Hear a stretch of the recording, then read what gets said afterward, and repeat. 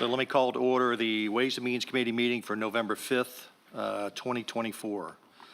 First order of business, may I ask everybody to join me in the Pledge of Allegiance?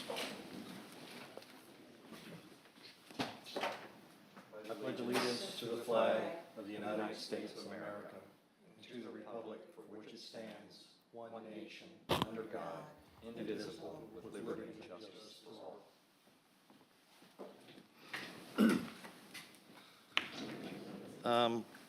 Would you do the roll call, please? Mr. Farrell? Here? Mayor Bell? Here. Mr. Vernon? Here. Ms. Kay? Here. Ms. Fullerton? Here. Ms. Schubert? Okay, for the record, you're probably not used to seeing me in the chairman's chair. Mr. Mayor, would you say what you said again, please?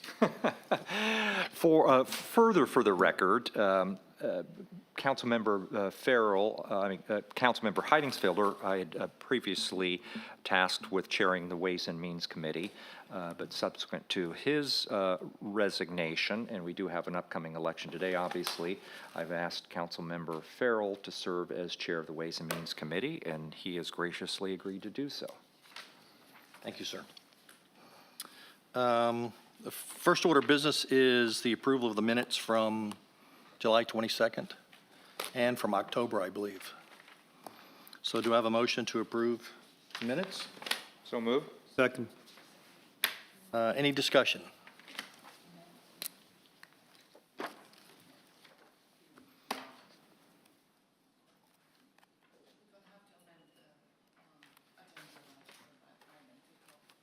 Okay. I was going to do it when we got there, but do we need to do it early? It's up to you if you'd like to do it We'll now. do it when we get there. Okay. Okay, last call. Any discussion on the minutes? All in favor? Aye. Aye. Motion's passed. We do have citizens here. Hi, folks. Any citizens comment on the agenda items? All right, seeing no comments, we'll move on. No old business, so we move on to new business. A review of the recommendation to the Town Council for the Coastal Science Service Engineering proposal for preliminary design and permitting services in connection with the channel realignment at the east end of Keogh Island. So that's a lot to say. It's really about renourishing the beach at the ocean course from the driving range further east. Comments? Maybe just provide a little background and context on this, Mr. Chairman, and then I would invite Jim Jordan to answer any more specific questions. But I'd raise this as an action item that would be coming up before Ways and Means and Council, or likely to come before Ways and Means and Council. At our last council meeting, we had initially been approached by the resort about this project, potential project, based on a recommendation of Coastal Science Engineering, which is also the town's consultant.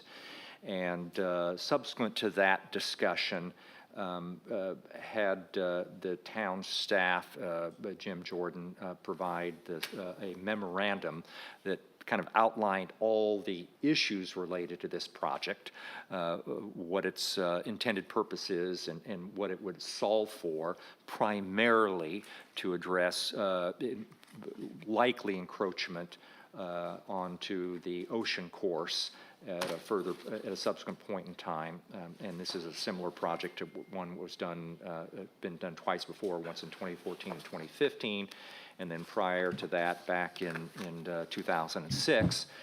But it also, apropos of the meeting we'd had regarding the dog off-leash area and protection of the island, the shorebirds that visit the island on their migratory path, it would also have the benefit, once completed, of potentially restoring some critical habitat area for shorebirds. The memorandum provides background on the prior projects, as well as timeline and cost estimates associated with this initiative, as well as potential funding sources.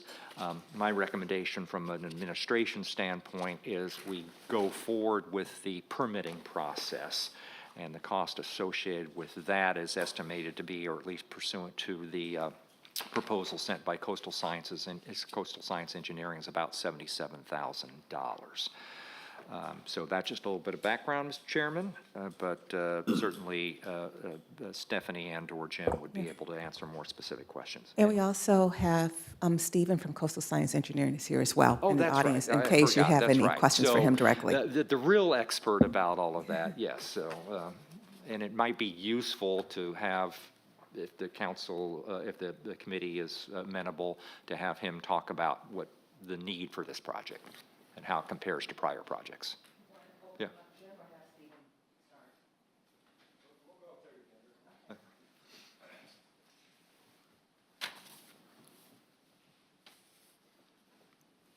All right.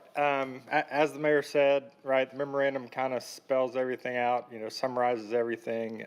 Stephen Trainum, who's I guess he's the president of Coastal Science and Engineering now, worked with him for many years, and certainly he's one of the, I don't know, he's probably the best beach consultant in the state by far. So we're lucky to have him, and I'll let Stephen, if you want to give, just talk a little bit about the need for the project and then answer any questions that, have.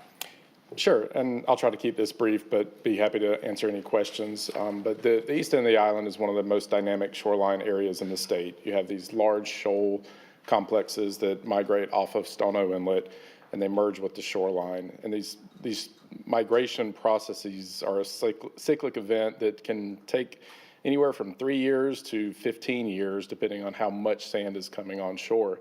And much of the shoreline that's seaward of the first 9 of the ocean course on the very eastern end is still a relic shoal event that started in the early 2000s, in the late 90s, early 2000s, 2 large shoals attached, added about 5 million yards of sand to the beach. And those have been involving, at the same time, smaller events of varying sizes, anywhere from a couple of 100,000 yards to over 1 million yards, have been attaching on top of that. So you have these ongoing sand migrations, which are contributing to a benefit to the town. It's what provides the healthy beach that Kiowa's enjoyed for decades, but they can cause very site-specific erosion. We saw that in 2005, where the shoal trapped a water body, and that's developed into a marsh, but the flushing channel to feed that area is constantly being pushed to the south as the sand is pushing into the island. So that project required 500,000 yards of material to move. It was a couple $1 million project to get that done.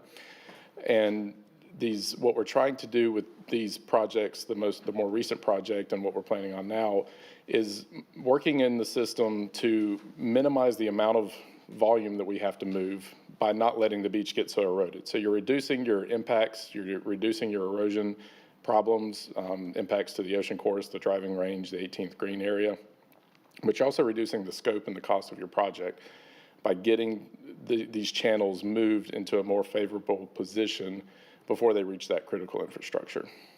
So there's a channel now. What we saw in 2014 was there was a channel that was starting to move and getting kind of worrisome in its position. But in late 2014, over the period of a month, it moved 200 feet landward and then another 180 feet or so the next month. So we saw this incredibly rapid shift, and there wasn't really a cause and effect that you could pinpoint or predict. And so we're really trying to get out ahead of this as much as we can, but we're in a pretty similar position today as we were in early 2014, where that channel is extended to the south in front of the ocean course. It's still far enough seaward that it's not causing any damage, but we're wanting to be able to move it before it starts moving that landward direction, which we can't really predict exactly when that would happen. So that's the kind of the nuts and bolts on the dynamics of the system. The actual proposal is a proposal that would get you from preliminary design all the way through the permitting process, which would include a field survey to establish the existing conditions, the preliminary design to quantify how much sand we would need to move, where that sand would go as far as opening a new channel, potentially building a closure dike across the old channel to keep water from flowing through the old channel. I'm working with the agencies to identify particular areas or habitats that we're trying to stay away from, putting together that permit application, going through all the public review of that, responding to public comments, and then eventually securing the permit. So that's what this proposal would cover. Moving forward with bidding and final design and actual construction would be a second phase. And we can, kind of cross that bridge when we get there, but, you would be looking at, the cost would be based off the volume that we would require to be moved.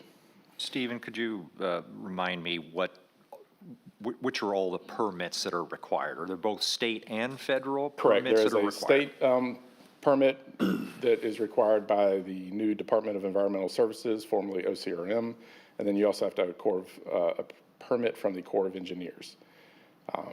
Both of those permits, it's a joint application, so they go out as a joint public notice, but they are, from that point, they are kind of run separately, where the Corps gets comments.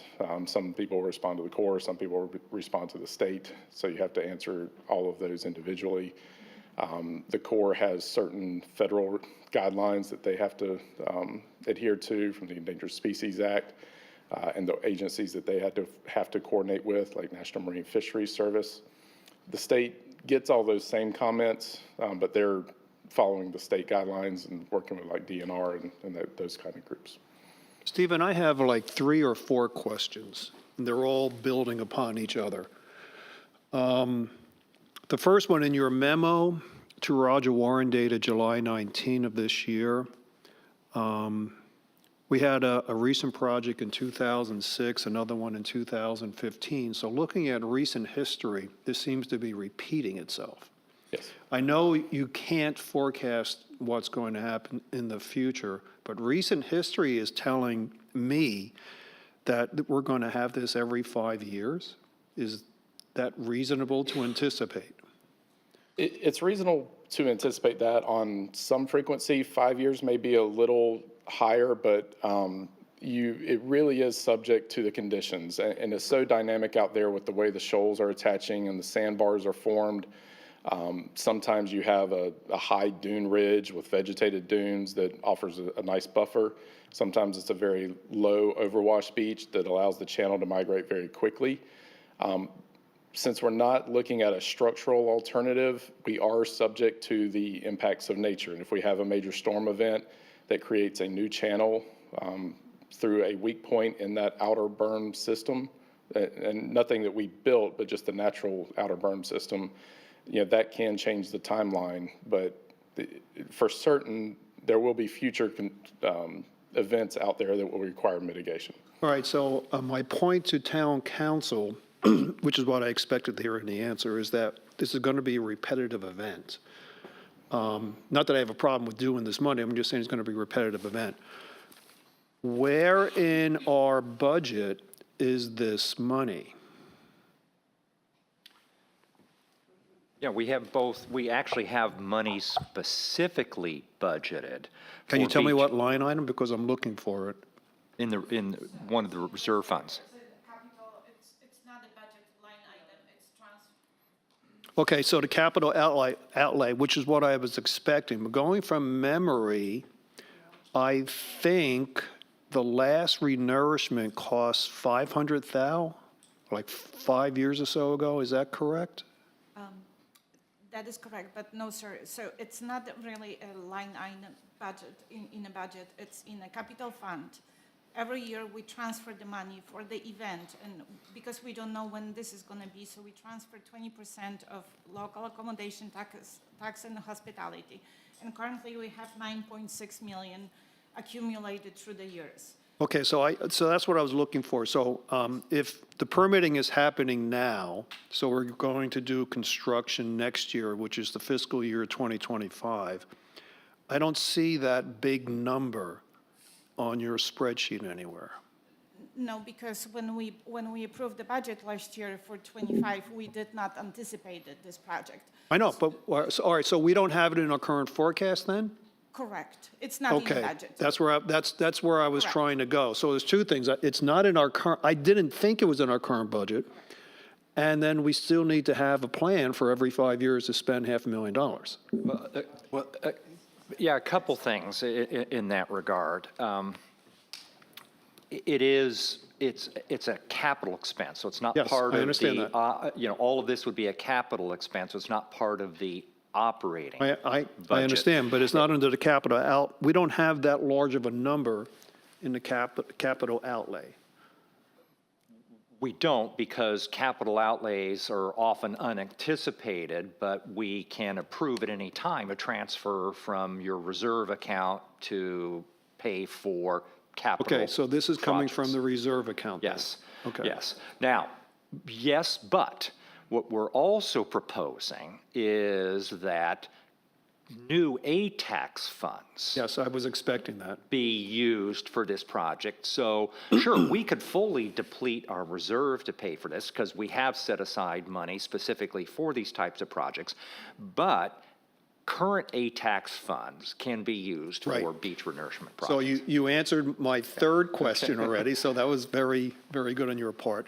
Before you leave Fourth this- question. Before you leave this, Councilman Berner, and we do expect the resort to participate in paying for some of this too, right? They've indicated, based on our conversation, that they would anticipate shouldering some of the cost. We do not, at this time, haven't had a conversation about what that percentage would entail. Okay, so you guys are clairvoyant, because that was my fourth question, is the resort going, so you guys are really good. So just one other thing, on the frequency, one thing, and correct me if I'm wrong, Steve or Jim, is this is really, in a sense, trying to get out ahead of where we've been in the past and maybe reduce the size and scope of the project, but it's also to put in place, get the permits, which is a 12 to 18-month process, or 9 to 12-month, I'd say 9 to 12. for 9 this to type 12 months process. But the permit, if granted, it lasts for, what, 5 years? 5 years. So Five So- years. So what's critical here from the timing standpoint is the resort is, anticipating the PGA in 2031. And it's not clear to me that we would necessarily, if granted the permit, undertake the project immediately, but we would have the ability to do so, but we could do so at any point within the next 5 years if permitted. Yeah, we would actually try to put the permit out that would allow for multiple events. Okay. Excuse me. So that would include triggers. So we would want to say that, that channel actually was a threat, not that we just want to move sand anytime we want to, but it would allow for at least 2 events over a 5-year period. The permits are good for 5 years and have the ability to be extended. And clearly what the resort is understandably interested in is not being caught in a position where the PGA is coming up and you don't have all of a sudden the conditions are changing and you don't have a permit and you have to go through the permitting process and things could change fairly No, rapidly. I'm all okay with all of that. I was just looking all right, so this is a test, so my last question, do you have any guesses for the last question?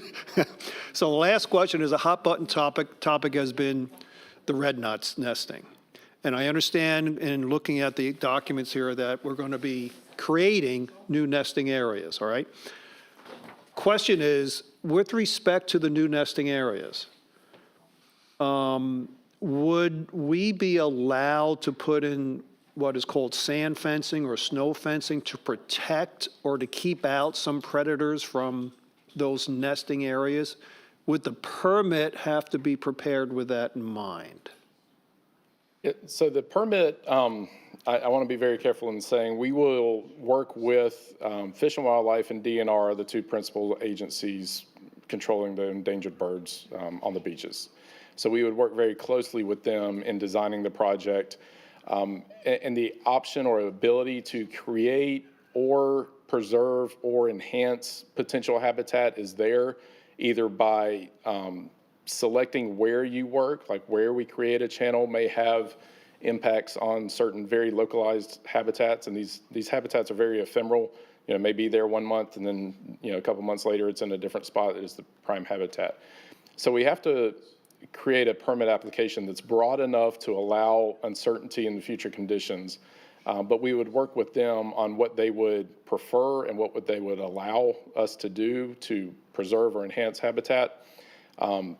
Well, I was specifically, I'm sorry for interrupting, I was specifically thinking about whether we can put in a sand fence, similar to what we did on the Parkway at the bridge, And I just wanted to make sure that when you're preparing the permit application now, the ability to put in that kind of protective fencing would be explicitly written or somehow allowed once we get the permit. I just want to make sure we didn't lose that Yes, opportunity. we typically include the ability to put sand fence and vegetation along a restored dune as kind of a general practice. For an area like this, again, we want to work closely with them to suggest that we, there may be habitat areas, and Jim and Aaron, I know, have a very good idea of what those specific areas are. With sand fencing, there are some sea turtle guidelines that you have to install that so you don't trap sea turtles. Right. But you can balance that with keeping people or dogs or other predators out of, I just wanted to be able to habitat, do but that yes. if we decided in the future. And I just wanted, if we Sure, needed to do now in the application, to include it in Absolutely. the application process. Absolutely. That's all. And just couple one of specific detail, red knots don't nest here. This is a way station for red knots. They nest in the Arctic. But you've got other birds like oyster catchers and terns and things like that that do nest here. So just for clarity. However, Russ, I really appreciate that particular attention to detail, because I also would like to ensure that any kind of protective fencing is up. I have a couple of questions. Number one, the channel that is currently risking the course, is that specifically at the driving range, or is it affecting ocean course holes? From my understanding, I haven't been out there in the past several weeks, but it is far enough south where it is past the clubhouse and even in front of the 18th green area. So far enough west, actually? Correct. Yes, but it's still far enough seaward right now that it's not actively eroding the upland area. So it's long, it extends a long way to the west, but it's out from the beach a little bit. But what we saw in 2014 is it can rapidly migrate inland as well. And that's where you start getting your damage to the driving range or that 18th green area. I know in 2014, they had to put sandbags in front of the flagpoles there because it got that close to the practice green. So I'm still not 100% clear. So the area right now that is endangered most acutely is really the 18th hole? Correct. The 18th hole, the practice green area, and the driving range are all, I would consider to be threatened by a landward shift of that channel. I had a bunch of questions that I thought we would be addressing this afternoon with the agenda, but I'll raise them here. So in the previous work that was done, you've got sizable amounts of this project being paid by Kika, as well as the town, as well as the golf resort, as well as the partners. And this time, under interested stakeholders, there is no mention of the partners. So I was curious about that absence. And then also there's a range of cost here, depending on the various factors, from $477,000 to almost $1 million. And so, again, a fairly sizable N here of the cost. So that just is really kind of setting up a couple of questions about funding and who's going to participate and what percentage of participation. You had mentioned the resort, and without yet having any kind of estimate on what they're going to contribute.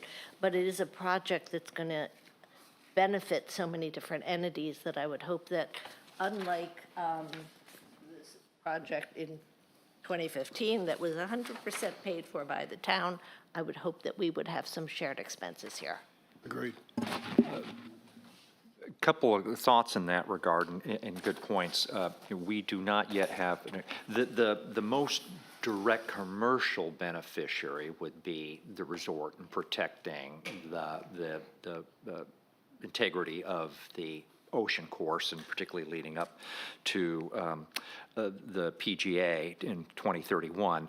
That's obviously of economic and commercial benefit to the resort, but I think we would all agree that the PGA and having the ocean course is an asset for the island as a whole. So there's a clear community interest in that. I'm not sure what gave rise to the economic participation of the partners in the first beach renourishment project. And I don't recall when ownership of the beach was transferred, but it doesn't strike me that there's any kind of direct economic interest on the part of Kiowa Partners now, since they don't own anything down in that area, and they're not kind of directly impacted. The Kika does own 10 miles of the strip of the beach from mean high tide line back to the property line. So the question is, their stakeholder interest, in fact, their approval may be actually required, whether we would expect homeowners through assessments to contribute to that as opposed to tax funds or our reserve accounts. It's been built up through tax funds and otherwise. I think that's a reasonable policy consideration to have. If we can use current tax funds plus our reserve, it would strike me that that has less negative impact on residents and homeowners. Okay.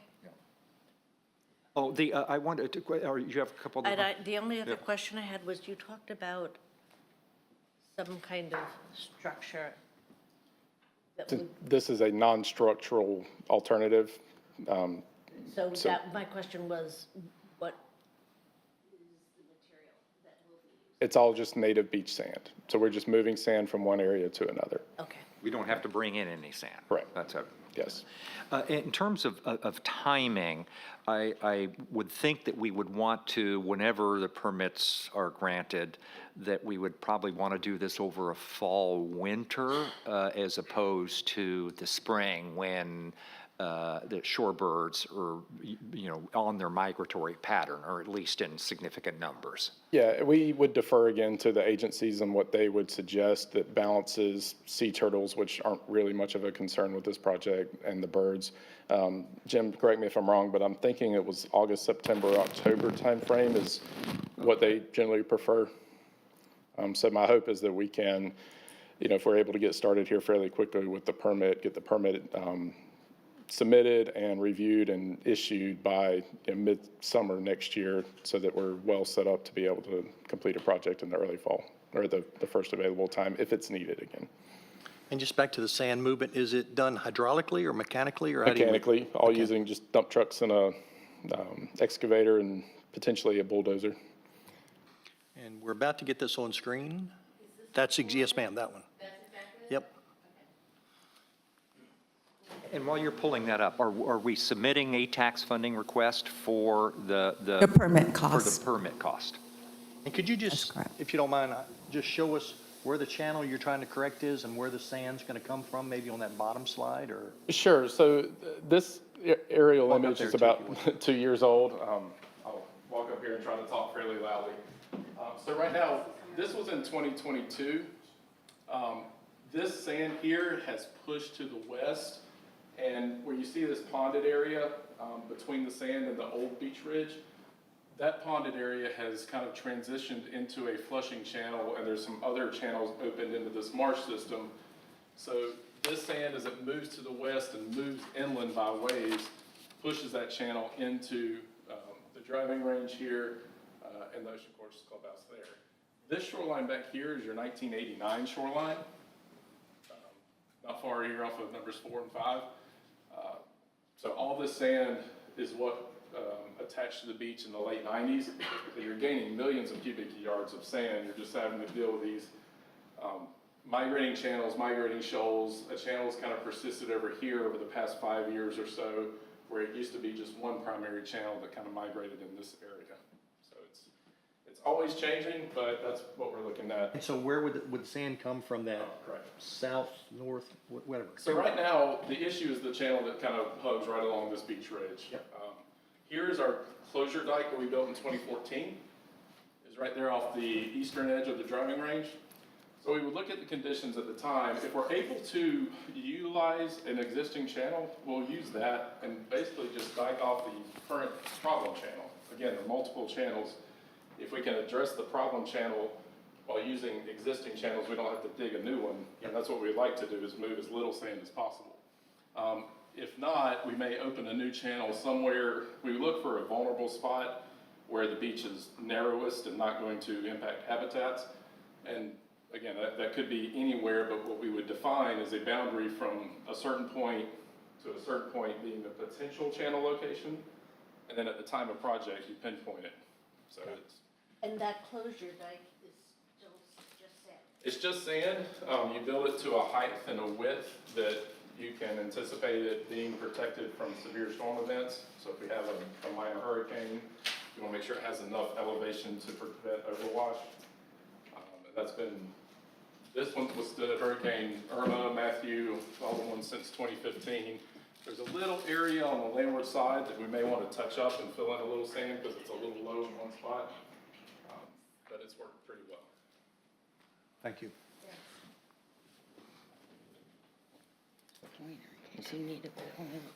What we might anticipate, either Jim or Stephen, comments or concerns from some of the environmental groups who have commented or before, and they're obviously, given the state and federal review processes, there's public hearings that may be held separately by Corps of Engineers as well as DES long before, in addition to anything that we might hold.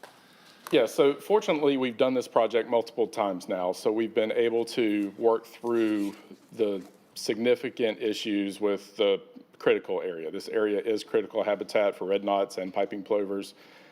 In 2005, that didn't exist, but there were still significant concerns, and we addressed those through the way we built the project. We preserved some of the washover habitat that they were really interested in at that time.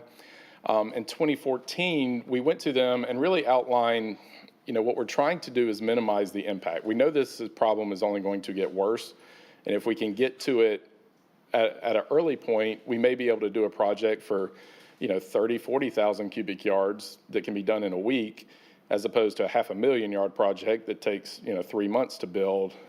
So we can really reduce our impacts by getting ahead of it. And they understood that because they saw what happened before. Even though that project was successful, having to minimize these cumulative impacts and the scale of the project, they got on board with. So from the agency officials, we've already met with them kind of in informal talks to run this by them. We're doing similar work over on the western end of the island with Seabrook and some other projects in South Carolina where we're moving sand on a beach in critical habitat areas. So they're getting used to these projects a little bit more. Nobody wants to do them, but they're kind of a necessity. And that even includes groups like Coastal Conservation League. We have a good working relationship with them on trying to minimize the big project and focus on these quick things that we can get done on a schedule that works with the species that can get us in and out quickly with as little impact as possible. So that's the way we've approached this. There's really not a lot of other local stakeholders that would have much of a direct impact by this project where they'd have any legitimate concerns other than just maintaining as much habitat and trying to limit our impact as much as possible. Well, several times in these various papers, you talked about net neutrality, basically, on the environmental side. I'm assuming we can be confident in that prediction? I'm not sure if you're talking about like total carbon output and stuff like that, but as far as Talking about birds and nature. Yeah, trying to get ahead of it now before we have to do a bigger thing in the future, for sure. Mr. Chairman, if you can indulge us for about 5 more minutes, I would love for Jim to be able to tell you the process that the town is involved with, as well as mitigation, something that we had to do in 2015 project. Sure. And Stephen, just before you leave, this is unrelated to this, and you may not know the answer to this. I got an inquiry about a lot of heavy equipment on Seabrook. Is there a beach renourishment project taking place on Seabrook? Are you involved with that? Yeah, so they are doing kind of a 2-phase project. They're doing some restoration work to their seawall on the western end of the island that's been exposed. They've had some damage and some slumping of that, so they're adding additional rock. And they're also transferring some sand from the accretional zone south of Captain Sam's Inlet around to the eroded area of the beach, closer to the beach club and a little east of the beach club. That's something that, a project that had been done historically many times to just manage the sand flow along Seabrook. It was paused in about 2007 as they were trying to permit the last Captain Sam's Inlet relocation project. But it had been kind of a long-term strategy just to keep sand moving around that island that's heavily influenced by the channel of the North Edisto and Captain Sam's Inlet. No adverse impact on Captain Sam Spit or Kiowa Island as a No, result of this is all downdrift of the inlet channel. There's really no impact that would be occurring to And Kiowa or I Captain assume Sam's. that project went through the same permitting processes? Correct, it did, yes. Okay, you can stay up there, Stephen, too. So just to touch on, as we get in, and Stephen alluded to a little bit of this, but as we get into the permitting process and we kind of open up formal consultation discussions with the agencies, there will be some kind of give and take. We will be required to do some sort of mitigation. We've had to do that in all the projects we've done. In the 2015 project, it cost about $300,000 for mitigation. So these are things like, aerial photography for 3 years after to see environmental impacts, habitat assessments annually to look at changes in different habitat types. We might be required to do benthic monitoring. So we'd be paying a consultant to come out and basically take sand core samples and look for macro and micro invertebrates. So invertebrates that live in the sand that are food for shorebirds, because they're, have some concerns legitimately that, when you manipulate the system, you're going to change things. And so, and then it may also require things like piping plover surveys, which we had to do in both of the prior projects. We had to do surveys after the event for 5 years in the first event and 3 in the second event. And so we don't know exactly what that mitigation will be. We're estimating it's going to cost $100,000 to $200,000.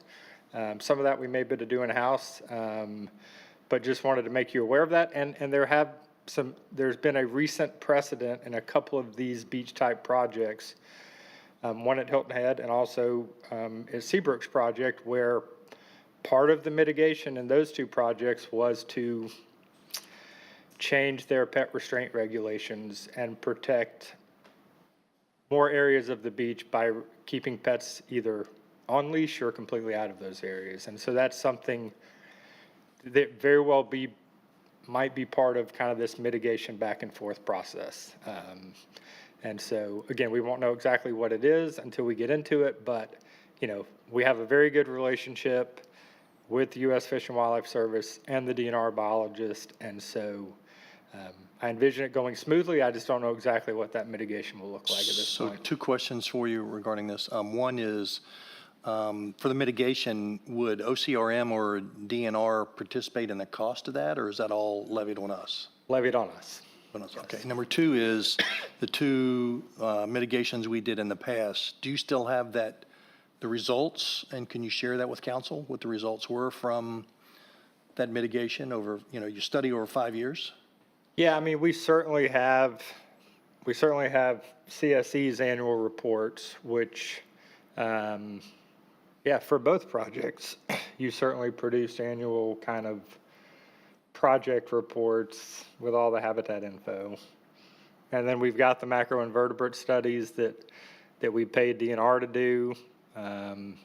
Were there any changes, or was it acceptable ranges, or how do you determine the outcome of the?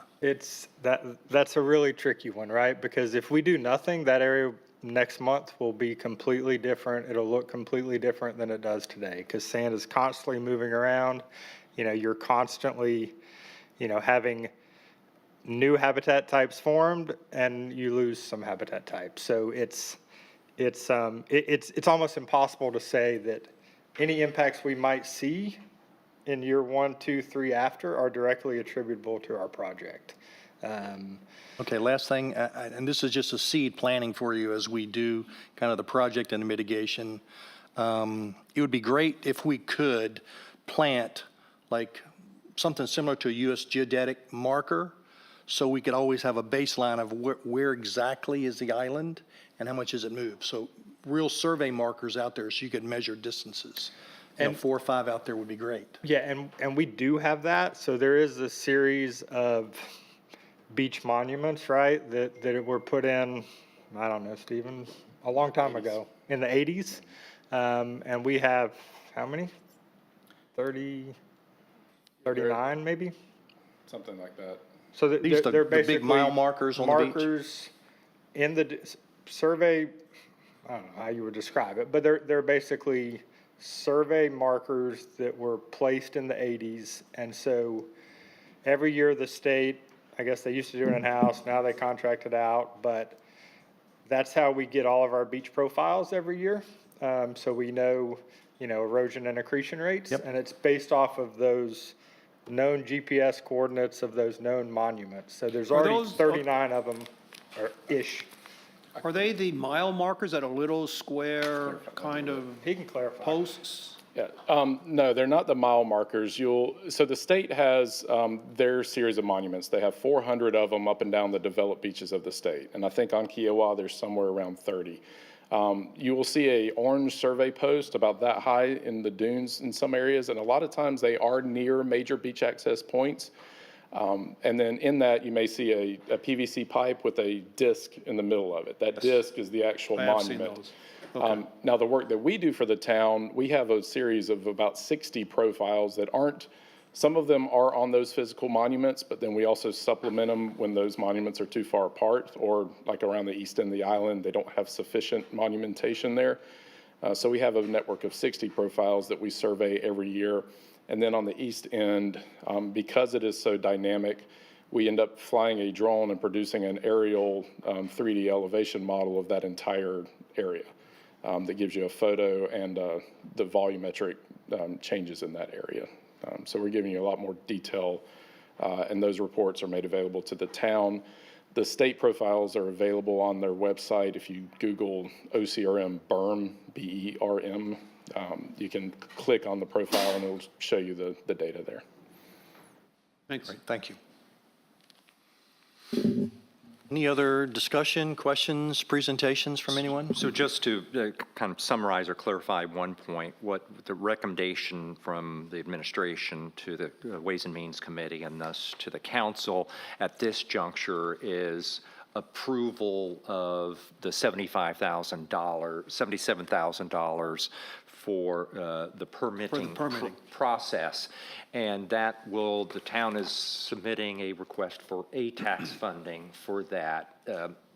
But, regardless, we have sufficient funds in our capital account. This is part of a capital account project. And then the expectation would be, if we are permitted, we would have a better understanding of the scope of the project, what mitigation would be required. That's the much bigger number. Council, come back to council, and we would have an agreement in place at that point in time, would negotiate agreement with at least the resort with regard to some cost sharing. Understood. Need a motion? Do I have a I motion? guess we do. Well, I move that we authorize that expenditure of $77,000 for the permitting process. Second. Any discussion? That one up. All in favor? Aye. Aye. Thank you, Stephen. It's approved. Thank you all. New business item B, review the recommendation to town council for the purchase of audiovisual improvements for council chambers. So that's pretty straightforward, but it's really talking about improving both the video content here, the audio content, changing cameras, and consolidating the location so it can be controlled from one place instead of 3 places. And I would note, Mr. Chairman, or I guess what you can do is entertain a motion to approve the expenditure, and then we can have the discussion. Thank It's you. probably the appropriate way to do it. So is there a motion to approve this expenditure? So move. Second. All right, any discussion? Just for recollection purposes, the council had previously considered and approved a $60,000 budget item for audiovisual enhancements or upgrades for council chambers to address a number of known problems, things that we can see ourselves every time we meet and interact, as well as some other things that have been identified by staff. And so this was part of that process to try to flesh that out as to what was needed and then go out with an RFP for a solution to try to address those issues. All right, so I have a question. Has anyone in the community been complaining? Why are we doing this? The only complaints that I've heard are mainly on audio, as far as the audio from in here going through the YouTube channel. And then occasionally I've heard a comment or two about the camera being dark, and that's just because they're older cameras. Because my view of the community's use of this is pretty much when they're on YouTube, is the audio. Whenever you see something in emails or IKEA, and I hate to mention that word though, they'll say, go to this particular YouTube event and fast forward to a certain minute and second mark. And the audio has always been fine. Every time I've looked on YouTube, the audio's been fine. And the video is because the camera is so far removed, you know, the view of the dais here is rather small, but nobody seems to care about that. All of the comments I've ever seen has to do with listen to this part of the YouTube, and the audio seems fine whenever I look. So I'm just wondering why, with that understanding, if the community's not complaining, why are we doing this? Excuse me, I haven't been vocal at all in my complaints, but as somebody who's got to use from Wisconsin, at least a couple of meetings a year, I find the video coverage of the dais totally unacceptable. Oh, it is. I From the- can't see it what's is. on screens. I can't see anybody's facial expressions. I am very much a second-class citizen when I am participating via Zoom. All right, so when you're doing a Zoom, though, the camera's still going to be over yonder somewhere. You're still going to have the challenge of facial expressions and such. The camera's not going to be focused on individuals. It's going to you be know, from afar. That may well be, and I'm hoping for some clarification, but I we're would gonna be- hope that that would be vastly improved. Yeah, so we're going to reposition cameras, number one, for better angles so that you can see to where you're not, for the meetings here, you'll be able to see individuals, and I'll actually have better control over them. Right now with the system, you can't preview what you do. So like, if I do want to move a camera because there's a discussion going on between just these two, I can't do it without punching it up first for everybody to see and then trying to make the adjustment. The new system it's going to work more like a TV studio does. I'll be able to preview everything and pop it up appropriately and You see, Neil, so forth. I'm, that's just the point, because it sounds like what we're doing is trying to be a broadcast facility, and that's not. We're town council. And I don't see personally the need to watch somebody's expressions. The key is the audio, what is discussed. And that's just me, and you know, it seems like I'm in the minority, but that's just the way I feel about it. So, a different kind of perspective on this. It is not just for council meetings. We're particularly the audio issues, we run into audio issues are other kinds of meetings that are occurring, whether it's town halls, public hearings, we're getting comments from the audience, or even if you have strategic planning sessions, town council strategic planning sessions. We've had a number of complaints about couldn't hear what was being said during that. But that's normally because when somebody walks away from the microphone, that's what is the cause of that comment. But no, a lot of it is related to the conflict, as I understand it, but we've seen it in action, is the conflict between these mics and Correct. and that particular room mic up there. And, I'm sorry. And- Go ahead. The other instances where it's particularly challenging for me are when we've got an environmental committee meeting stretched out, or a marsh management meeting, subcommittee meeting stretched out against the back of the room, and I'm on Zoom. And again, mea culpa, I'm on Zoom. But it's extremely challenging for me to pick up who is saying what. I get the backs of heads, I get voices that I can't recognize, much less see facial expressions. I can't even see who they are. And so but all the- let I'm me sorry, ask go Neil a ahead. question about that. Is that a location issue where maybe it should be in the center of the room we have the conference table versus the back? Could you solve Well, that problem that way? there's a number of things, because this room is used for so many different types of meetings and so many different configurations. If you just have these cameras placed in two spots, you're very limited on what you can do. So part of this whole system was also to add a portable camera that can be hooked up anywhere in this room to accommodate the various meetings. If y'all have noticed, we've started shooting the podcast in here also.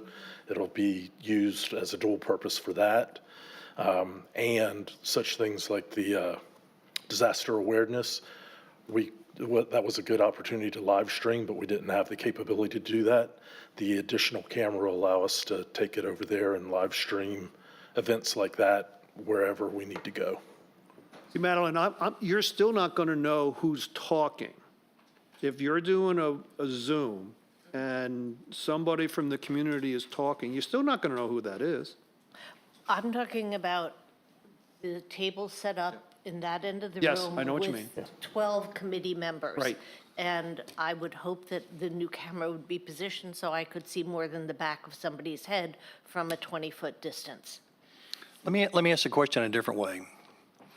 If we told you, Neil, that you're not getting any money, but you needed to improve the workshop-type meetings, would you have any solutions at all to improve it?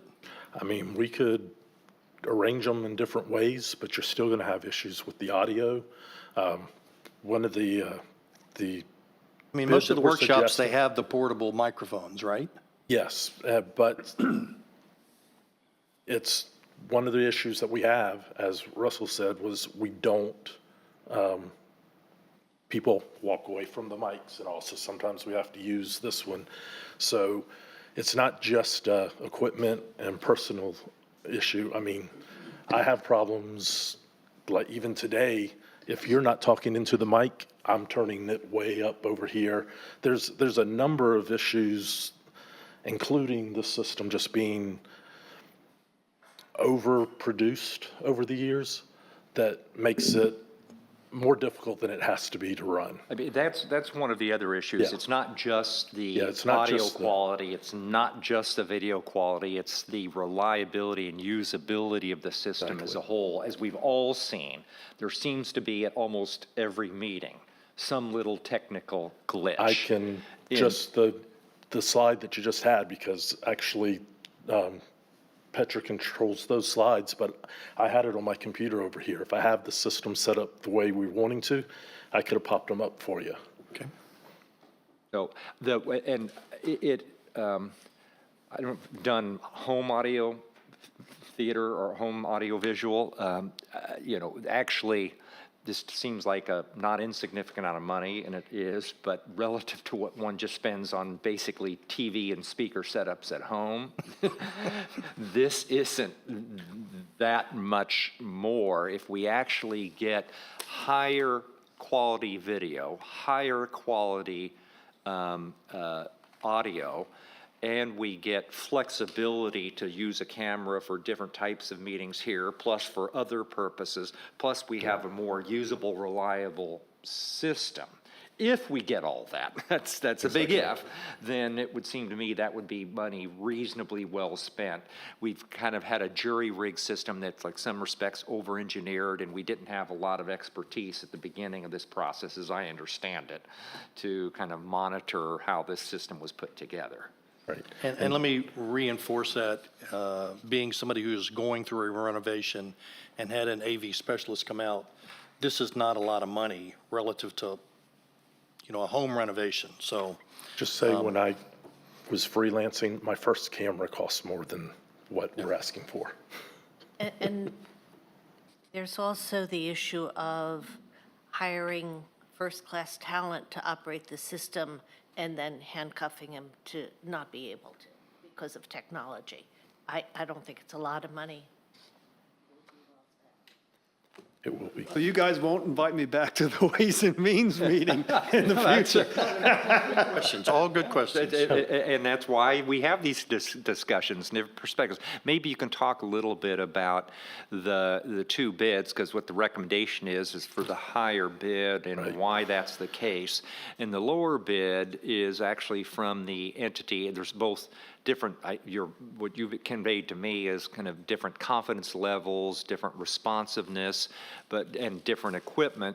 But part of the issue is the lower bid was the same entity that had installed all this in the first place, that we've had kind of ongoing issues with. Yeah, so Stagefront has not been as quick to respond to things. I had an issue just about 2 weeks ago where this control pad completely went out, called them and sent them a urgent email, and they never got back to me at all about it.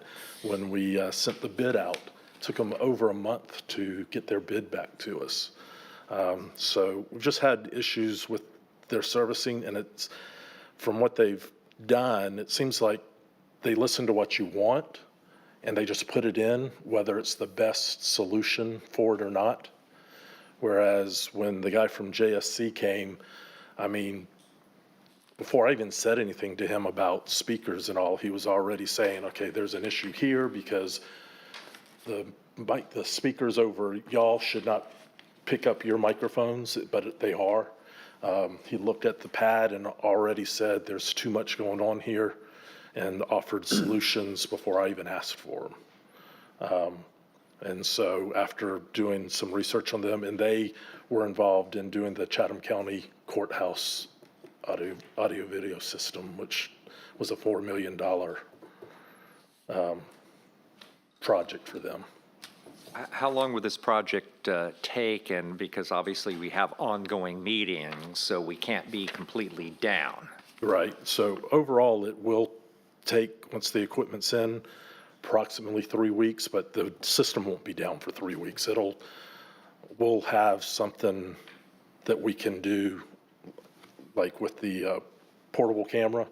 We can set that up right away to be ready to go and all while they're making other adjustments and moving the other cameras. But overall, just for them to do the different parts, it'll take 2 to 3 weeks. And how many cameras would we have total in this? We will have 3, so we'll have 2 mounted cameras. Where? Okay, so one of them will move back to the back wall here.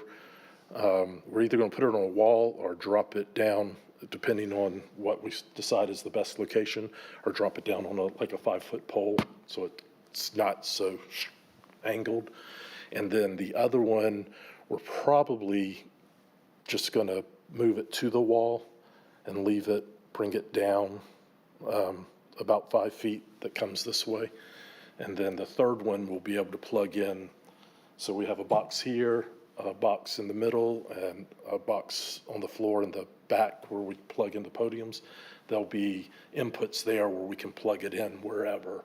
And it'll be on a tripod and dolly, so it can get positioned where it needs to be positioned. So if we approved it today, you said it'll take 3 weeks, when would you do it? Would it be December, January, February? What would your timing be? Based on talking with JSC, it would probably be the first of the year, January, just because the holidays coming up and everything. The initial part of it that we would order with the extra camera and all could be here in a week.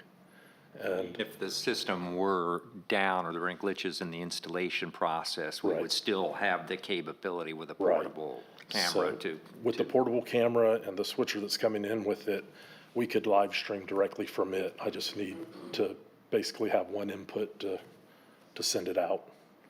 And actually, I wouldn't even need an input. I could just hook it up to the YouTube on the computer and send it through that. Any last questions? All right, we have a motion in front of us. Call for a vote. All in favor? Aye. Aye. Nay. Motion passes 3-1 with Mr. Berner dissenting. Thank you. Thank you, Neil. Next order of business, item C. This is a review and recommendation to the town council for employee medical insurance premiums. All council members should have a revised note memorandum from Dorada with 3 different recommendations at the bottom. That's correct. Dorada? Thank you.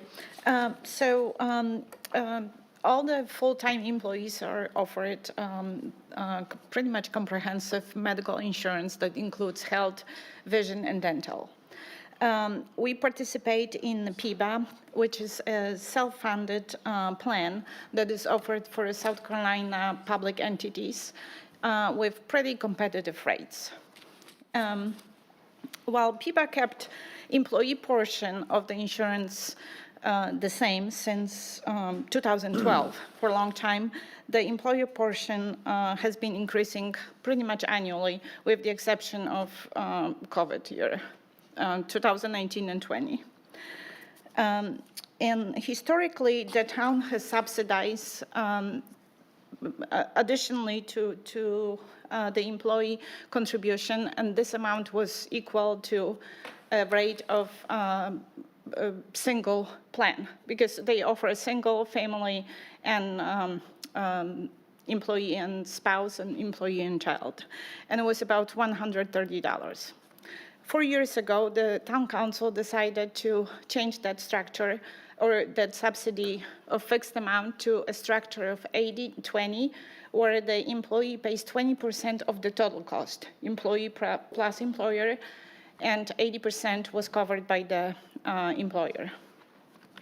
However, with the increasing cost of the employer portion, the total has increased annually, and the 20-80 structure is not beneficial to all the participants anymore. So there is 3 options that the town staff ask you to consider. And the first option would be there will be no additional contribution. We will just be paying, employees would pay what PIBA rates is required, and employer and the town will pay the same, the rate that is required by PIBA.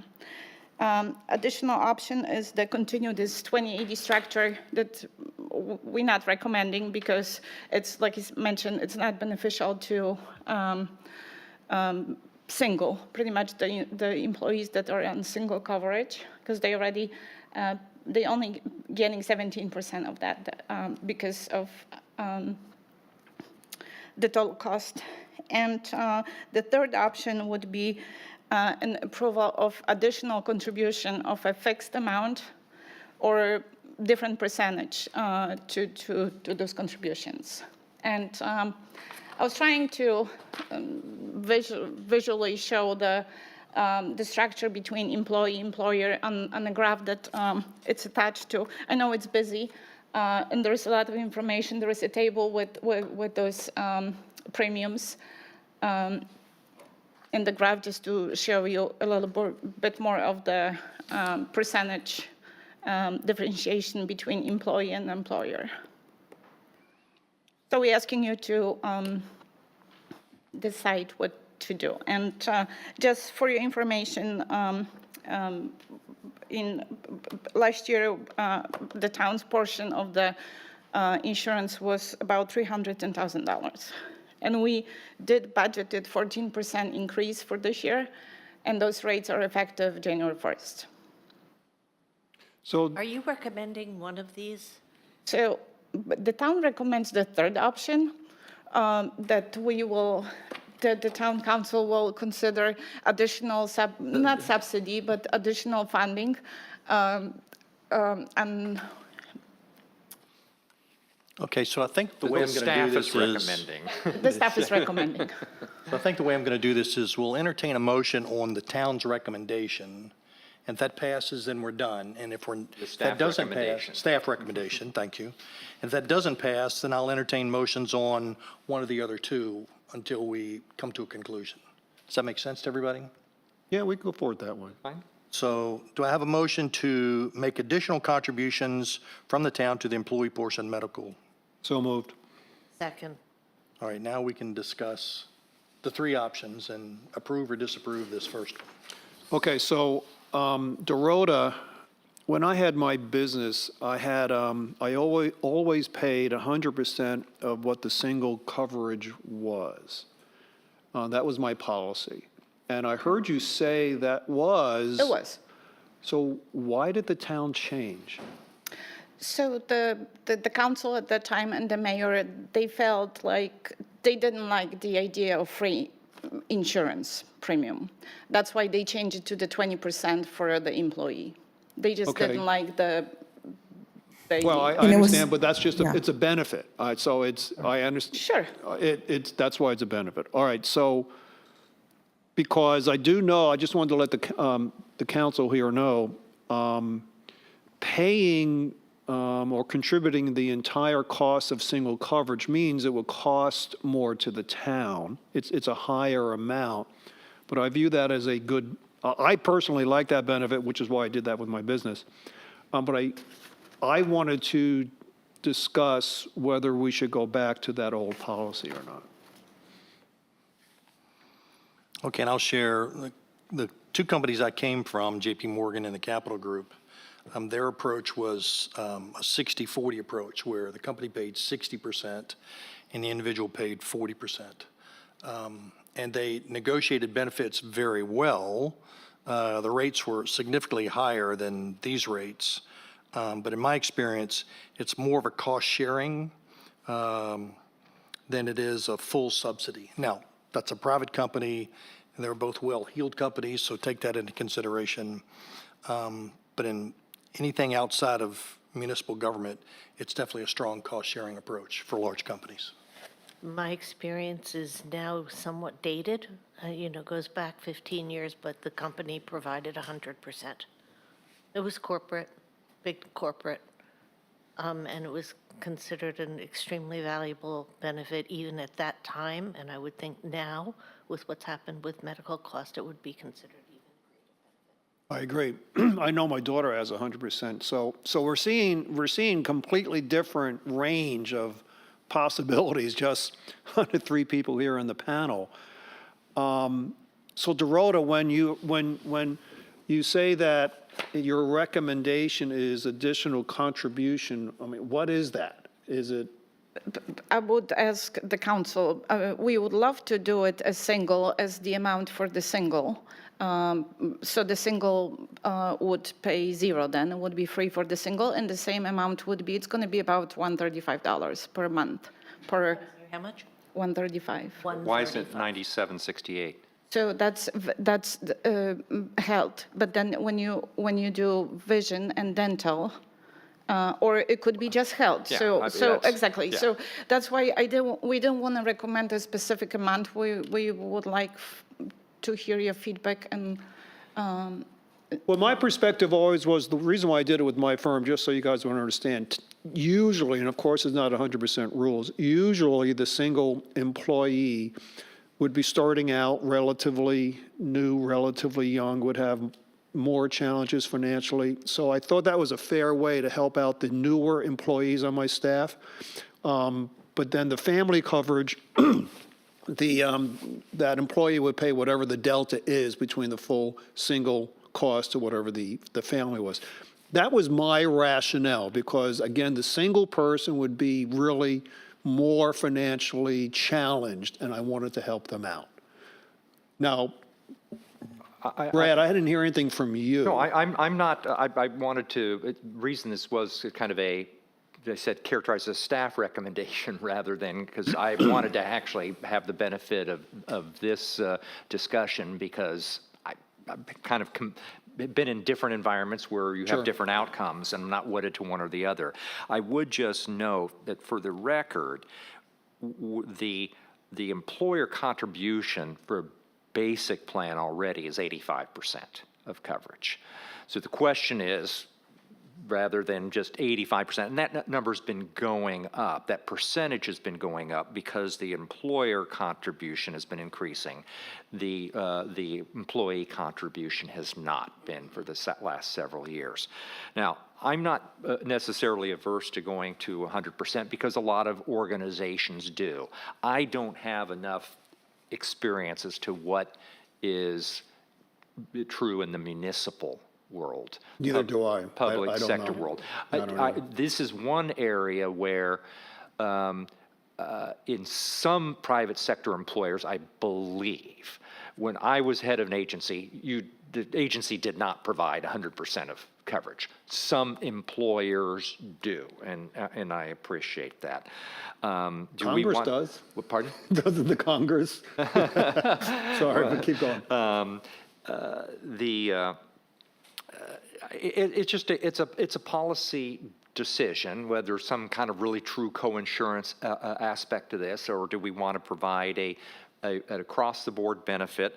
I would not say, if we were to do that, I would cap it at the 97.68. And if That you would be want, great. if you want on board dental, vision, and everything else, that's up to you, but that would be the flat amount that would be available to Has everyone. helped. Oh, I'm sorry, but Stephanie was, would be just help. No, yeah, I was just thinking when we started, I remember them doing like 130, so they must have included dental All and of, vision. yes, yeah, that's why yeah, I proposed yeah. 130, because that was That was done- 135 for dental and vision. But Right, the yeah. mayor now is proposing different. Right, correct. So just but we'll take- wanted to be clear Suggesting on that. where Right. if we were to go the 100% full subsidy, it would be full subsidy with regard to the basic health plan, and anything else beyond that. Well, that for a single, whatever the single person's cost would be. So, Yeah, the single person's cost of the standard plan.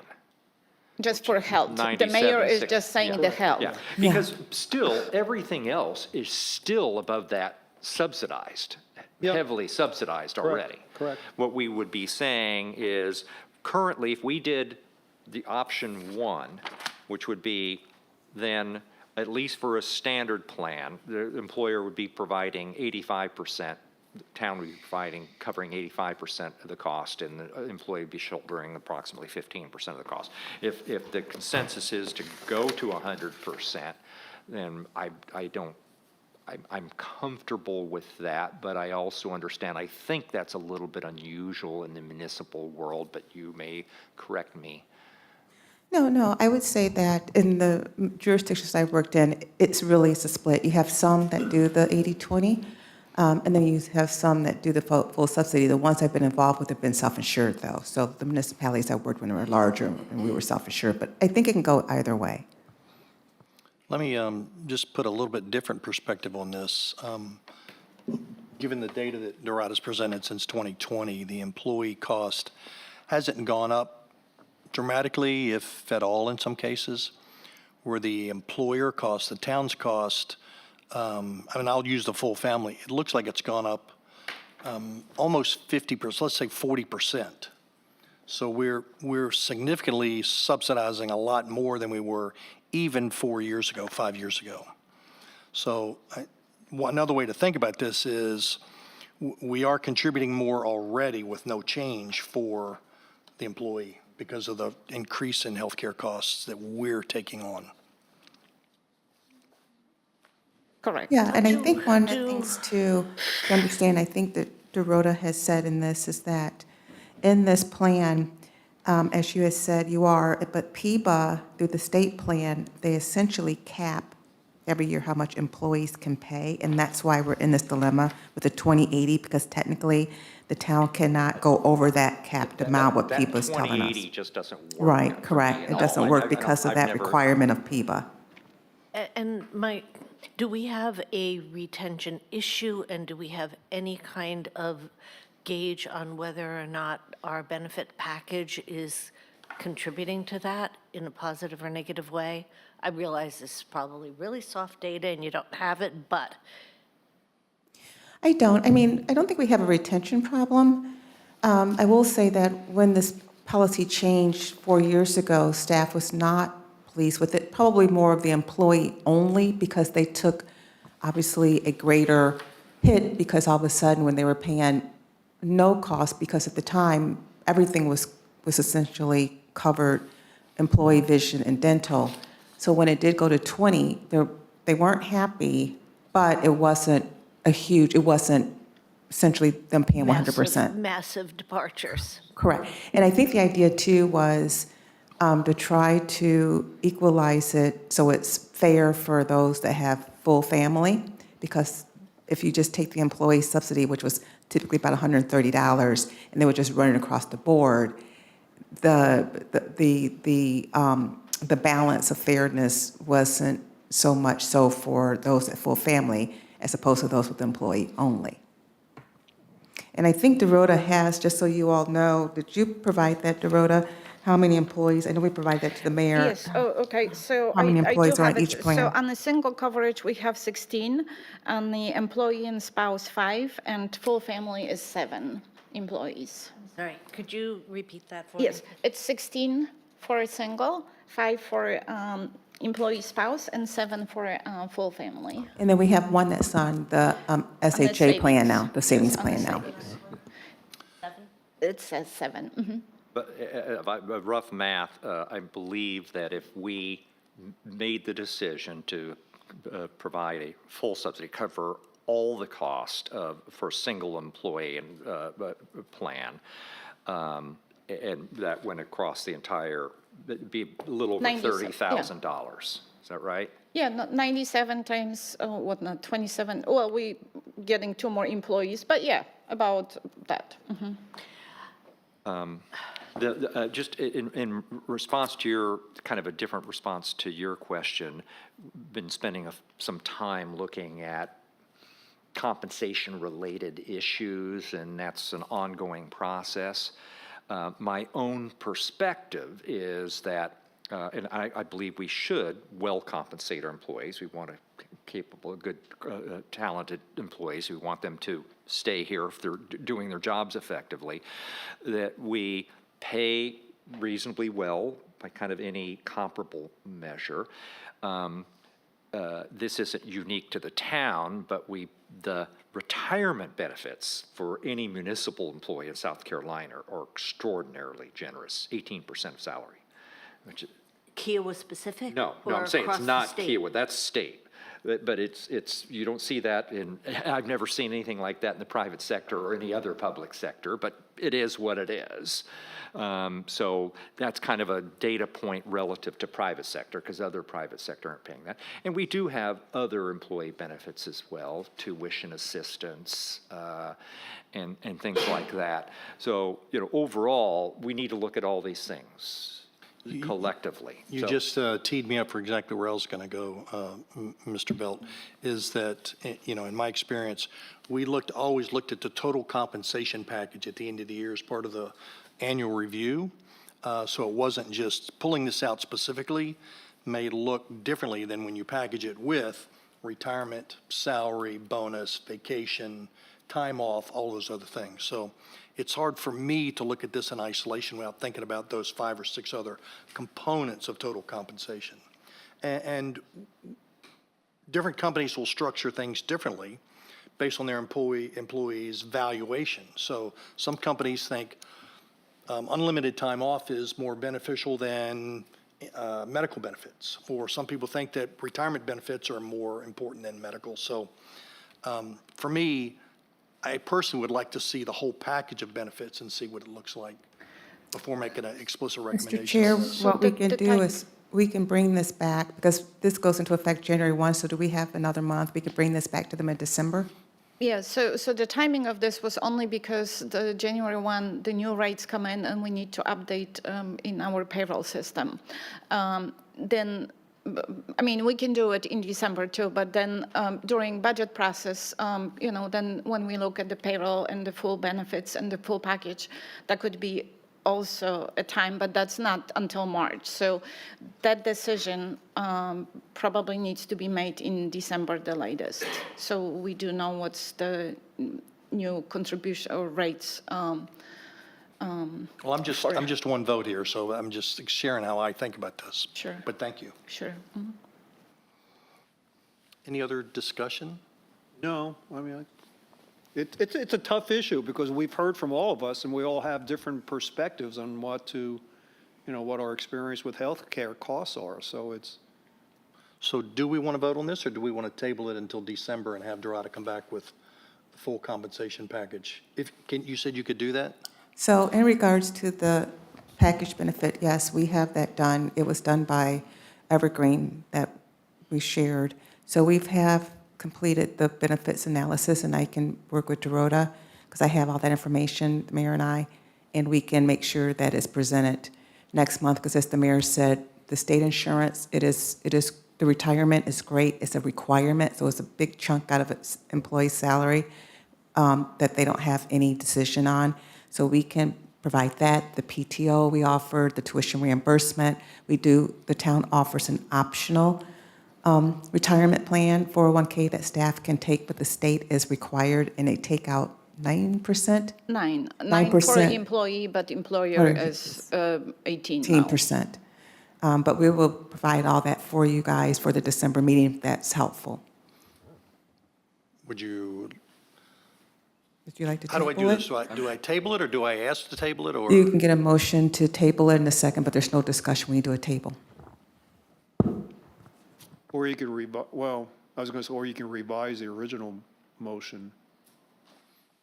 Well, you're not really amending the original Well, the motion. original motion was to accept the increased contribution.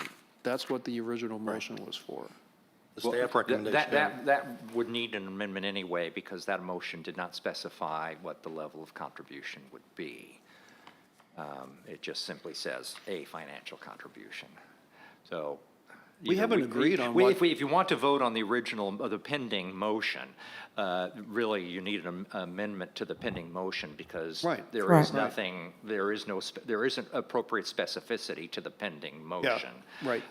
Or you could simply move to table the pending motion. Correct. In which case, that takes care of this matter for the time being. Correct. I personally would I'm okay with putting forward a motion to have the town pay for the full single cost of health insurance, and the employee would then pay for the delta. For what? For the last thing you just said? Or a family or employee spouse situation.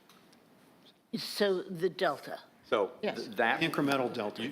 Certainly, there is a pending motion on the table. That would be in order as an amendment to the, Yes. if you want to amend. Correct. It then would still be in order, if the chair wanted to move, is to table that. Could do that, Which too. would take precedence, but we could, but if you want to offer that motion, Yes. motion to amend to. Motion to amend the original, and my motion is then that the town would pay for the full cost of single coverage, and, The standard plan. yes, sir, and the employee then would be responsible for the incremental between that single coverage and family or employee spouse. So health only, not dental and vision. Correct? Well, I'll second Yes. that, and then that opens it back up for discussion. Yes, it does. All right, I'll second. And then I'm going to move to table it till December to get additional information on the total comp package, and then revisit the motion. That motion now takes precedence, so now the pending motion is a motion to table. So, Isn't that voted on, though? yeah, now, yes. Yeah, Oh, so, is there a second to the motion? I will second the motion to table. So what are we voting on? Well, wait, don't you need, somebody has to accept it and then second? He did. made the motion. He made the motion, and then Brad seconded the motion. So all in favor of tabling this until December, until we get full compensation information? All in favor? And I have one additional question. The delay or the tabling of this vote until December would not in any way impact It will not impact as long negatively- as the decision is made at the December meeting. All right, in which case I am okay with tabling it. It's all in favor? Aye. Aye. Nay. Boy, I gotta stop coming to these meetings. Okay. The table motion passes 3-1 with Just to say, counsel. if there not been the motion to table, I respect the chair's desire for additional information. You would have had a yay vote on the amended motion. And me as well. I am, concept Not to say that couldn't supportive, change, but. but the delay of a month, if it won't negatively impact. I know, I was just teasing. Okay, Just teasing. I kind of like to see the total compensation piece that Luke was referencing. Okay, so we're done with the new business item C. Let's move on to new business item D. Review and recommendation of the town council to enter into an agreement with Maynard Nexon for legal services pertaining to the Keel Island Golf Resort Development Agreement. So again, in simple language, this is a recommendation to hire a counsel that has specific expertise in development agreements to help us renegotiate the resort development agreement. Do I have a motion? So moved. Second, Discussion? Mr. Chairman, if I just provide a little bit of additional context for that. Please. I, in some respects, regret that this is being brought forward. As everybody's knows, and we've discussed at previous council meetings, the resort is interested in pursuing a new development agreement with the town. The existing development agreement, the question is whether you start with a blank slate of paper in the new development agreement or use the existing development agreement as the basic template from which to negotiate any further changes. The resort's preference has been to basically use the current development agreement. There was, back about a year ago, when this issue previously arose, a fair amount of back and forth between the then town attorney, Joe Wilson, and the resort's counsel, Trenham Walker. And it's fair to say that I had a significant number of questions, comments, concerns about a number of the changes that were being proposed. In some cases, I didn't see why the town would want to agree with what the two councils appeared to be, the path they appeared to be going down.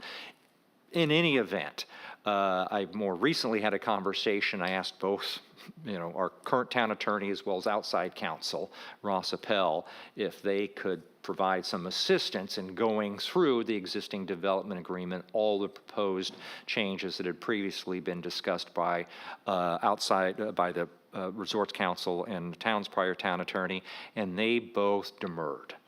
They strongly recommended, they said they didn't have any expertise in development agreements. It wasn't their firm's expertise. What they said was there are basically three people, three lawyers in the state of South Carolina who have particular expertise in development agreements, and one of them is the same lawyer for the partners and the resort, and they recommended this individual, particularly, less so his firm, George Bullwinkle. I had about an hour-long background conversation with him. Interestingly enough, he primarily has represented developers heretofore, but more recently has represented in a development agreement matter, I believe, the Isle of Palms. But he seemed to kind of understand, without any specific awareness of unique issues here, what all the general issues are with respect to development agreements. In any event, this is coming forward simply as on the basis of the view of our current town attorney and our outside counsel that neither of them can provide what they believe is appropriate counsel to the town with regard to entering into or negotiating a new development agreement. Okay, so I have 4 comments, I think, maybe more. The last one is the most important. First of all, there is no information on the firm's expertise in front of me. Zero. There's nothing. I cannot gauge whether they're qualified or not. So that by itself doesn't allow me to vote in the positive. This one document actually is a terms and conditions sheet. In my mind, it's explaining how the fees are going to be paid, and talks about a retainer and billings and late payments. It's really more of a terms and conditions piece of paper, not about the firm's qualifications. So that's another reason why. Let me get to my last point, and I have one before that. Max firm, Hainsworth, Sinker, and Boyd, they do have real estate development references on certain staff members of the firm. I don't know why all of a sudden he's not, or that organization is not allowed, I shouldn't say not allowed, is not in Mac's mind capable of doing that. And lastly, and most important, I'm really surprised we're even talking about this. This is a sole source document. There's no competitive bidding at all. And it's my experience when I was a consultant bidding in public work, the only way I would be able to get in under a sole source situation is if it's an emergency condition or emergency situation, which this is not. It's not an emergency. I actually think this sole source document will put us at risk as a town, to be perfectly frank, if we approve this. I really, really urge we don't approve that because of this sole source issue. So on the latter issue, I think that's a fair point. We had discussed, and I didn't push back sufficiently, whether our town attorney could simply retain additional outside expertise that he felt necessary, so this would come under the existing contract, as has been the case in some other prior instances. For example, when we've hired appraisers or other areas of specialty, they often come under the town attorney's contract. The town attorney's firm preferred to have this as a separate engagement letter. We certainly could go out with an RFP, and maybe we need to do so. But again, I'm accepting the advice and counsel of, and maybe at face value, maybe I shouldn't have done that of both Ross Appel and Mac McQuillan that said neither they nor their firms have the sufficient expertise in negotiating development agreement, drafting or negotiating development agreements. And they said, basically, there are 2 or 3 people in the state that they believe have that expertise. One of them is conflicted because he works for the other side, and he's probably the most known. And this one happened to not be conflicted, ran a conflicts check. All right, so even if that's- But we could go out back to kind of a more open process. I think we do, even if that's correct, and I don't want to say that Mac and Ross are not being honest, but even taking that as a fact, we still need to solicit the it. idea that they would turn down work for their firm. No, I understand, but I think we would be making a fundamental error if we don't go out for an RFP. Okay. I think that would be a big mistake that if we approve this without that RFP process. Let me ask a procedural question. Am I correct in remembering or understanding that the mayor has authority to hire outside counsel? And the second part of my question is, do we have to do an RFP? Given that there are apparently 2 people, should you just interview the other person or both people? Well, you or can certainly, I guess there. maybe you and the mayor pro tem interview the 2 and you decide. There is under our ordinance for professional services, there generally is we need to work on our requisition ordinance more generally, because they're a little bit conflicting. There's a sole source provision. There's also a general request for professional services provision. We generally would receive at least 3 bids, which we didn't get bids here. Right. Although these are hourly rate engagement, so you literally, there's no ability to estimate. Yeah, I'm total less cost. concerned about Yeah. the bid or the dollar amount process, I rather than understand the the process process. and identifying, do we really like this guy or is the other guy actually better in terms So of? again, is all I can convey at this information. Didn't provide any background information on the firm. I was accepting the recommendation that both of our current councils that are dealing with development agreement related matters, or were development agreements and current zoning matters, were turning down the potential for additional fees to be generated by their firms, because in their best professional advice and counsel, they could not provide appropriate advice and counsel to the town. And then, this is who they recommended, both recommended, and then I had a conversation with this individual, about an hour long, and his associate, and I was personally convinced that he knows what, and she knows what they are talking about with regard to the development agreements. They certainly understood this, the state local development agreement act. They're certainly familiar with opposing counsel and, you know, issues of municipal and, you know, the desire of the municipality to gain, you know, corresponding benefits to the benefits that inure to the developer from having a development agreement in place and locking in zoning standards. But fair questions? No, but everything you're saying, it makes sense and is reasonable. I'm just thinking from our own, to protect ourselves, I think I have to say we really can't do something wrong and bypass the proper procurement process. I have to at least see something on the firm other than a terms and conditions sheet. Well, this isn't, it's not, it's just it's a standard engagement letter. Fine, I call it a T&C sheet because this is the kind of thing I used to use, but still, I don't know anything about the qualifications of the firm, and I really think we have to solicit, at least go out for an RFP. We only get one respondent, we get one respondent. But I think we have to protect ourselves. And I would agree with that, at least to the extent that it sounds like you did not have a conversation with the other person of the three that they recommended. They didn't actually give me another, they said 2 or 3, but this is the only name that they provide. This was their recommendation, but.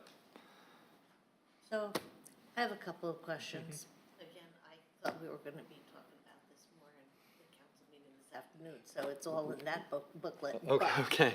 Part of it is just to have a more streamlined conversation this afternoon, given other things on the So agenda. It sounds like estimated number of hours that are going to be involved in this process is, we can't even guess at that at this point?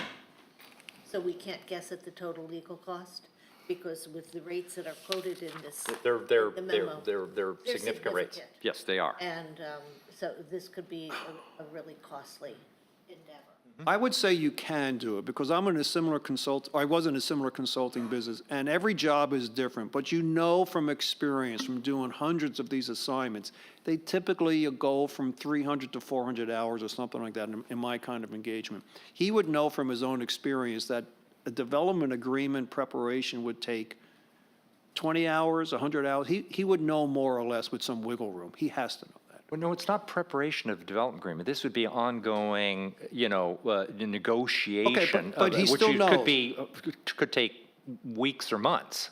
But a common, he could caveat it any way he wants, but he would say typically these kinds of engagements take X hours or a range of hours. And if we were going out for an RFP, I think we could include that as a guesstimate that would be helpful. And if they can't provide it, they can't provide it, but we could at least ask. Yes. All right, secondly, the justification or rationale for the legal assistance, you've answered that, Brad, that neither Ross nor Mac. I wish that it were otherwise, because I wanted them to be able Yeah. to sit down and focus and All right, spend time because on that it. was like a big question for me. I thought we were paying good money for really qualified We are. legal, counsel, and, all right. And what they would note is they do have additional capability in the firm, but both of them are really litigators. Yeah. Again, asked and answered. Who will be involved in the process? Is this going to be, is the planning commission going to get involved in this? Or will it be strictly a town council involvement? You're way down the road. The process that I would envision is having the town administration having some initial discussions with the developer about the contours or parameters, or even a draft development agreement. The town administration being, Me and the town attorney and the town administrator, the mayor, the town administrator, the town attorney, going through the process of negotiating with a counterparty a development agreement that we would feel comfortable putting before first the planning commission and then ultimately the town council with everything that's involved in that process. There's no, this is, you know, what we're saying the end agreement needs to look at like, but there would still be the full planning development review process that's outlined in the ordinance would still be followed. do you foresee that that would be driven off the current development agreement, or would we be starting at ground zero? Great question, and that's the part of the conversation I wanted to have with council as to. With legal counsel or with town council? Legal counsel, I'm sorry, as to what the recommendation might be. The resort's preference, where the town staff and some council members were last year about this time, a year ago this time, was working off the existing development agreement. I think it's fair to say that by and large, the resort would have said, we'd just like to extend the current development agreement from 2027 to 2037.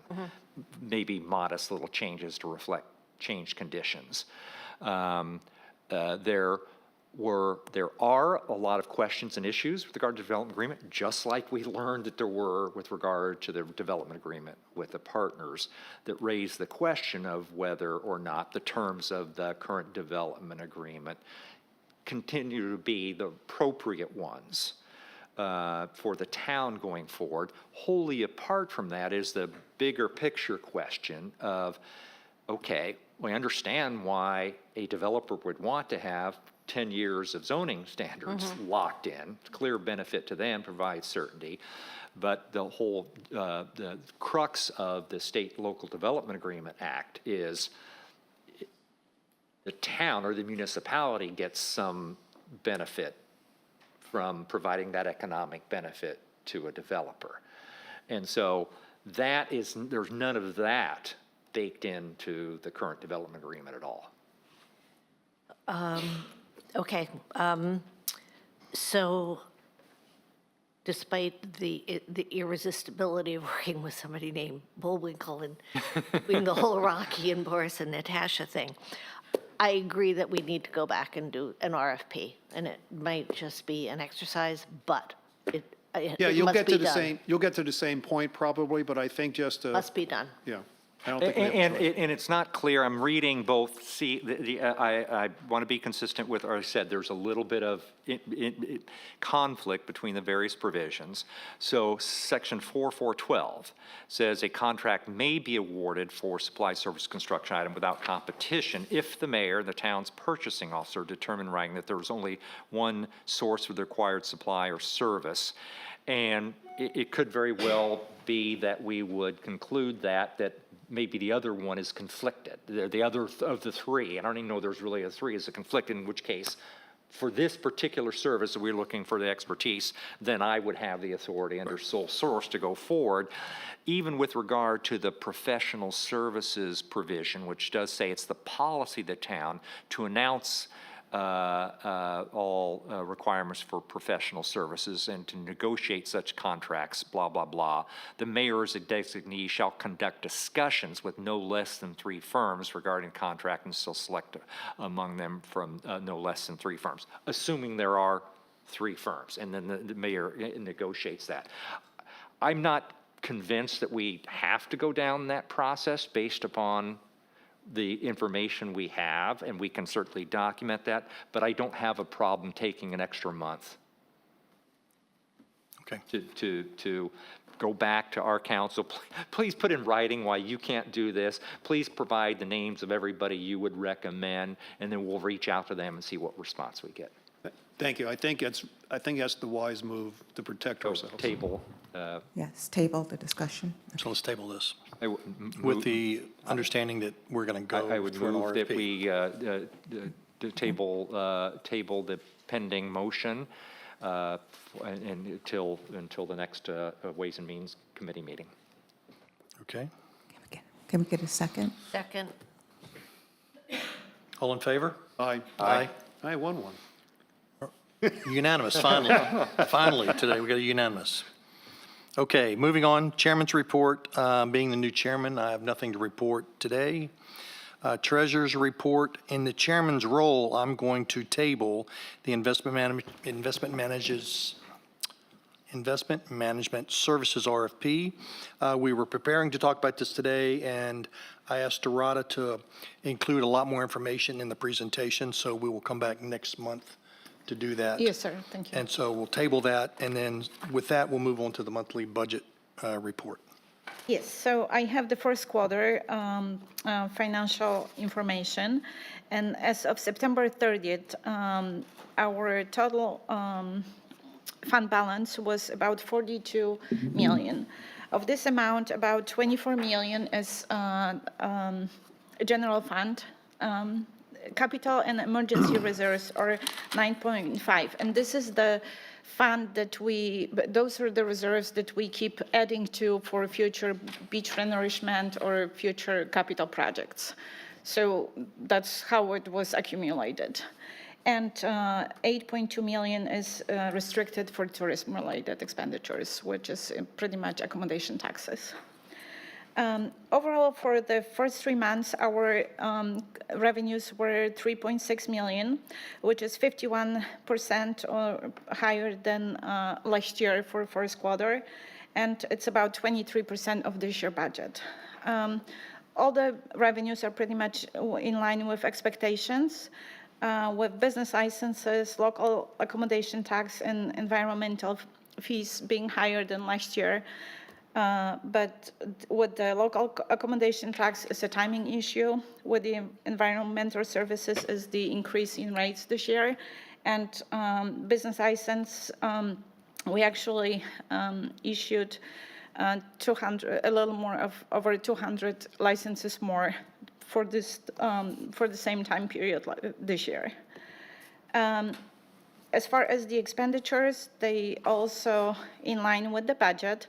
They about 2.6 million, which is about 15% higher than last year and 18% of the current year.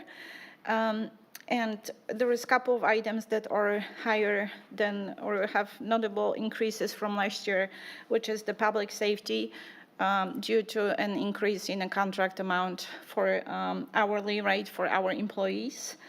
Waste management due to a new contract, and professional services due to a higher number of legal service engagements. So everything pretty much is in line with the budget for those first 3 months, and if there's any questions, I'll be happy to answer them.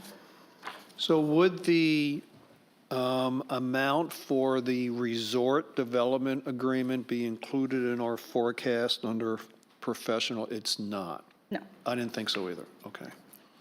But we also were talking about, after 6 months, doing a budget, possibly doing a budget amendments to account for those additional contracts or engagements. Well, and we're probably going to have to continue to revise and update our overall legal services number. When you said this was not budgeted, I mean, yes and no.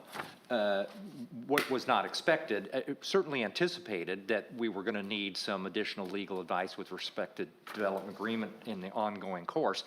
My operating assumption, and I think all our operating assumption, would have been provided by our current town outside counsel or a town attorney and outside counsel. So in a sense, we've already said budgeted in a significant increase over the prior year for legal services.